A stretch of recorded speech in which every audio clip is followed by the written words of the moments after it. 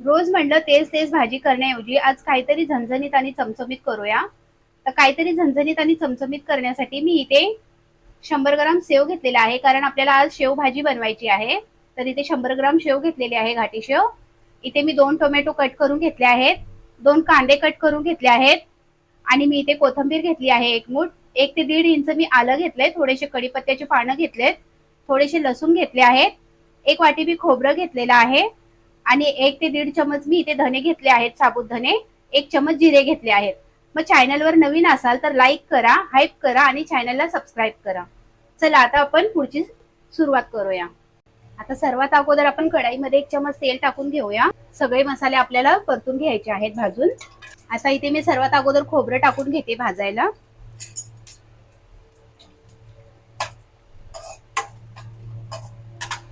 आता ह्याच्यामध्ये आपण धने सुद्धा टाकून घेऊया. इथे साबुत धने घेतले आहेत मी 1 चमच. 1 चमच जिरे घेतले आहेत, ते सुद्धा आपण ह्याच्यात टाकूया. आता हे सर्व एकदम असं खमंग भाजून घेऊया. आता आपण ह्याच्यामध्ये कांदा सुद्धा लगेच टाकून घेऊया. कांदा पण असा लालसर होईपर्यंत आपण भाजून घेऊया.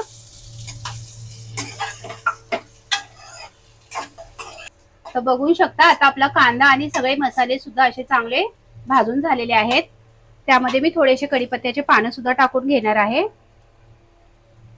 तर कढीपत्ता इथे फोडणीत टाकलेले मुलं काढून खातात, पण असं वाटणमध्ये टाकल्यावर काय त्यांच्या पोटामध्ये तरी जाईल, म्हणून मी असे वाटून टाकणार आहे. इथे आलं टाकूया, लसूण टाकूया, हे सुद्धा थोडंसं परतून घेऊया.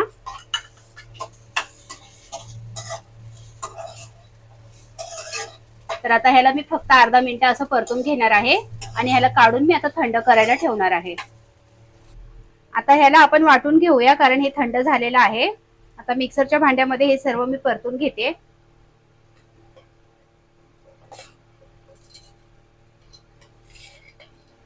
आता आपण टोमॅटो सुद्धा ह्याच्यामध्येच परतून घेऊया. ह्याचं सुद्धा आपल्याला बारीक पेस्टच करायची आहे. त्याचबरोबर मी कोथिंबीर सुद्धा ह्याच्यामध्येच टाकून घेते.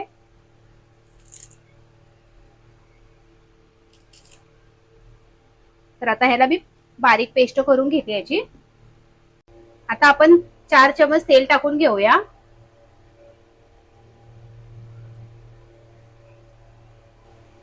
आता तेल गरम झालेलं आहे, ह्याच्यामध्ये मी अर्धा चमच जिरे टाकून घेते. इथे मी कढीपत्ता सुद्धा टाकून घेते. आता तरी चांगली येण्यासाठी आपल्या शेवभाजीला मी इथे मसाले सुद्धा परतून घेते. तर इथे मी लाल मिरची पावडर घेतला आहे 2 चमच, काश्मीरी रेड चिली पावडर घेतलेला आहे 1 चमच, गरम मसाला 1 चमच, पाव चमच हळद घेतली आहे, अर्धा चमच मी इथे चिकन मसाला घेतलेला आहे. आता ह्याला आपण थोडंसं परतून घेऊया. तर अशा प्रकारे आपण तेला सुके मसाले टाकले की त्याला तरी चांगली येते. तर आता आपण लगेच ह्याचं वाटण केलेलं आहे मी, ते वाटण सुद्धा ह्याच्यामध्ये मी परतून घेते. आता मी मसाल्यामध्ये सगळं हे वाटण पण टाकलेलं आहे, ह्याला मिक्स करून घेऊया. आता मसाले चांगले परतून झालेले आहेत आपले, बघू शकता. आता तेल सुद्धा सोडायला चालू झालेलं आहे आपल्या मसाल्यातनं. आता आपण ह्याच्यामध्ये पाणी सुद्धा ऍड करून घेऊया. तुम्हाला जसं घट्ट हवं असेल घट्ट, किंवा पातळ हवं असेल तर पातळ, त्याप्रमाणे तुम्ही पाणी घालू शकता. शक्यतो तुम्ही मीडियमच ठेवा, म्हणजे रसा चांगला लागतो आपल्या भाजीला.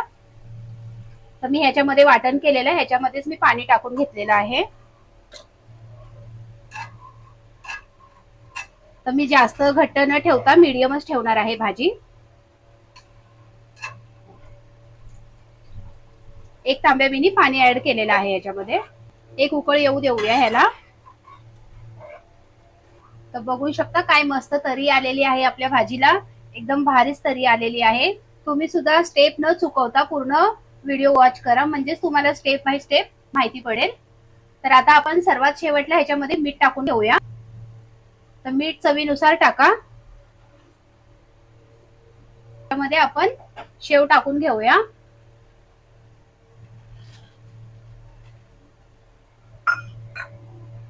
त्याचबरोबर आता आपण ह्याच्यामध्ये कोथिंबीर सुद्धा ऍड करूया.